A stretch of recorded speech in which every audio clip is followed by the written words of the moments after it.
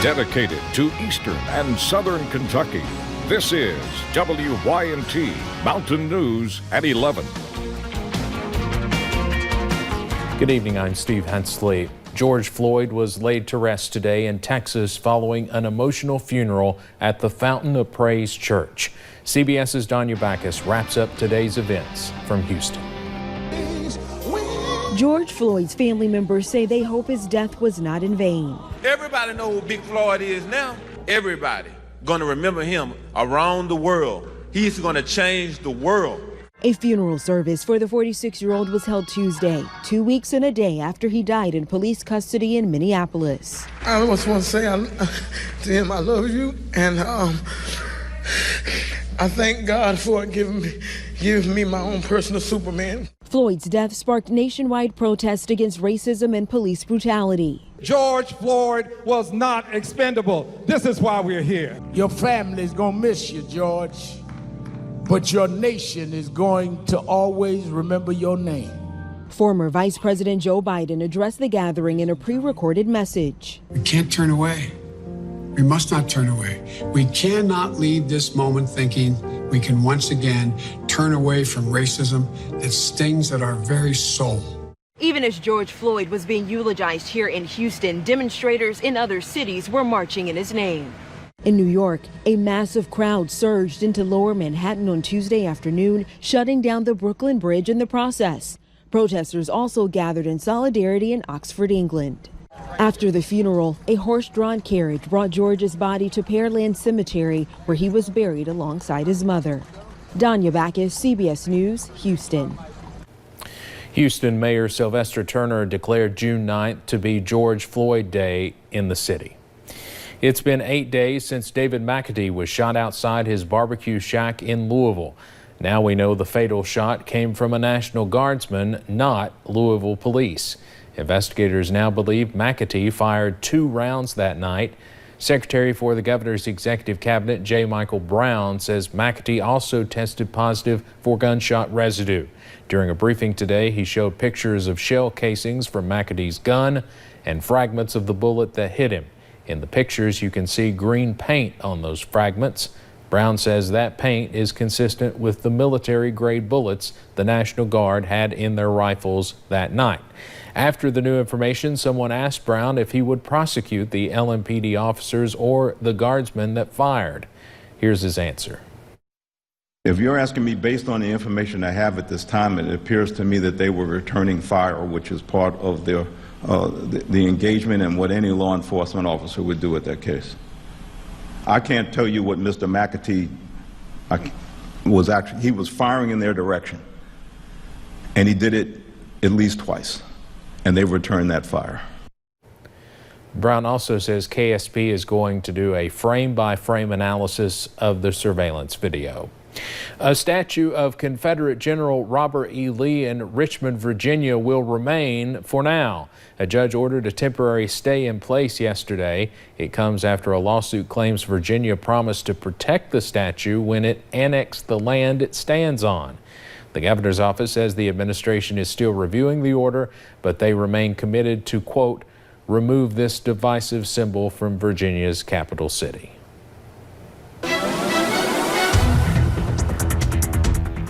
Well, it was another pretty hot and humid day here in the mountains. It is very, very warm out there this afternoon and still pretty warm out there this evening. We'll go ahead and take you up to a view of those cameras as we look over into Pikeville along US 119, US 23. You can see those clouds have been kind of increasing throughout really the day into the evening hours. We'll continue to see that throughout the overnight hours and into tomorrow as we'll be tracking a cold front moving into the mountains. Some of us still into the 80s right now, 82 in Prestonsburg, 80 in Pikeville, upper 70s from Jackson to Moorhead, even down into London, Harlan, and Monticello, all at 77 degrees right now. Those dew points upper 60s to lower 70s, so it is pretty muggy out there this evening. We're in that uncomfortable to oppressive stage for those dew points. Thankfully, we'll only have to deal with them one more day and before we can get some more comfortable temperatures and dew points back into the mountains. Now for tonight, temperatures look to drop into about the lower 70s. Few clouds and some patchy fog possible late tonight, early into tomorrow. Strong to severe storms, though, return for your Wednesday as a cold front moves into the mountains. But after that, we'll see cooler temperatures and sunshine return pretty quickly. We'll break down the timing and impacts of the strong to severe storms expected tomorrow coming up in a little bit.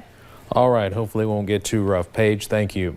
During the last few weeks, several vehicles have been broken into at the Cumberland Gap National Historical Park. People have lost thousands of dollars, and rangers are asking for the public's help to help identify the suspects. WYMT's Emily Bennett has more on what is being stolen.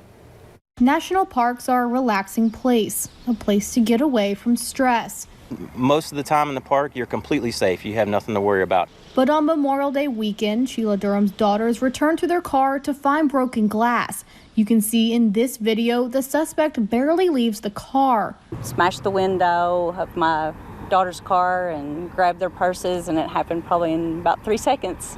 And they were not the only ones. And then they come back to see the broken glass of 3 different vehicles there in the park. Park rangers are investigating several vehicle break-ins over the last few weeks. 2 Caucasian females. Additionally, there was another break-in in the local area that involved 2 Caucasian females and an African-American male. Taking IDs, bank cards, and checkbooks. The checks that they've wrote, they've probably added up to be about $10,000. While they do have a plate number and vehicle description, the car tags have been changed frequently, and now they are asking for the public's help. We've already had over 1,000 shares. People want those vandals, those burglars to be caught. And sending a warning to keep your cars locked and valuable items hidden or left at home. You don't need to bring your wallet if you're a local. Don't bring it. If you need to bring something, hide it. And to stay alert in your surroundings. In Bell County, Emily Bennett, WYMT Mountain News. Rangers are asking people with any information to call 606-246-1080. The search continues tonight for a Perry County man who went missing while swimming. Tyler Russell was swimming with his wife and friends Saturday at a popular swimming spot near the Laurel River Lake Dam Spillway. When he was swimming to get his shoes, the water started to rise, picked up speed, and swept him away. Just imagine if it was your own kid, you know, your brother, cousin, your best friend, you know. If you're anywhere around at this lake, you got boats, kayaks, floats, you know, if you can get out and just look around, you know, just take a second to look at the banks and in the water or wherever you can, try to help us find my little brother. The family said officials expected to bring in dogs once the weather cooled off. Many events across the U.S. are canceled this year due to the COVID-19 pandemic. The Tennessee State Fair is the latest event postponed until next year. The fair was originally scheduled for September 11th through the 20th. After 2 meetings of the Tennessee State Fair Association, the board felt it could not meet healthcare restrictions and recommendations. However, a plan is in the works for some activities to be open. The only other time the fair was canceled was for 3 years during World War II. Here in Kentucky, the state fair will go on as planned this August, but there will be a lot of changes. The fair will be smaller and more spread out. I don't think that's the right video, but agricultural competitions at the fair will still be included as of now. There will also be fewer vendors and some activities will be different. Governor Beshear says the Expo Center, however, will stay closed because it is still being used as a COVID-19 field hospital. The governor says he wants to keep that up in case it's needed. Well, Kentucky has seen another jump in new COVID-19 cases. The governor announced 245 new cases today. The state total is nearing 12,000.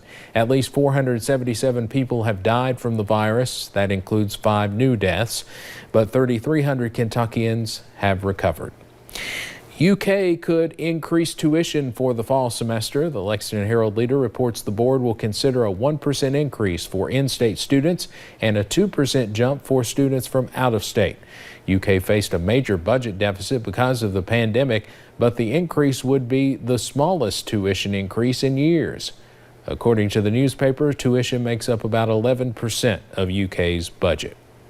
You can now vote in person for the June 23rd primary election. The Breathitt County Courthouse will be open until June 22nd, and regardless of your precinct, this will be where people in Breathitt County will vote. Signs outside the courthouse prompt those entering to wear their mask and to bring your driver's license. And you're checked when you enter the building to make sure you don't have a temperature.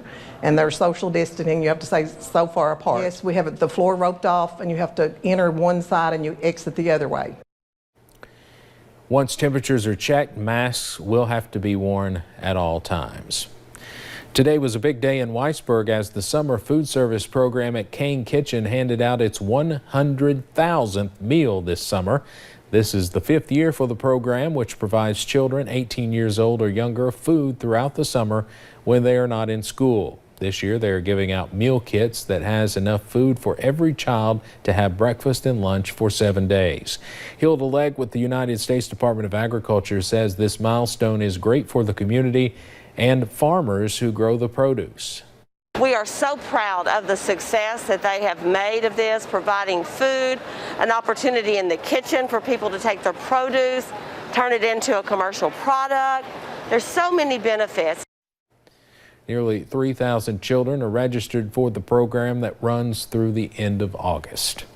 Floyd County is focused on cleaning up. The spring cleanup is going on this week as the county provides a free drop-off point for trash, asking those in the community to lend a helping hand. WYMT's Buddy Forbes has more on the cleanup that is closing out the spring season. It is more than just a cleanup. It's neighbor helping neighbor. Community helping community. Floyd County's spring cleanup kicked off Monday as the county closes out the season.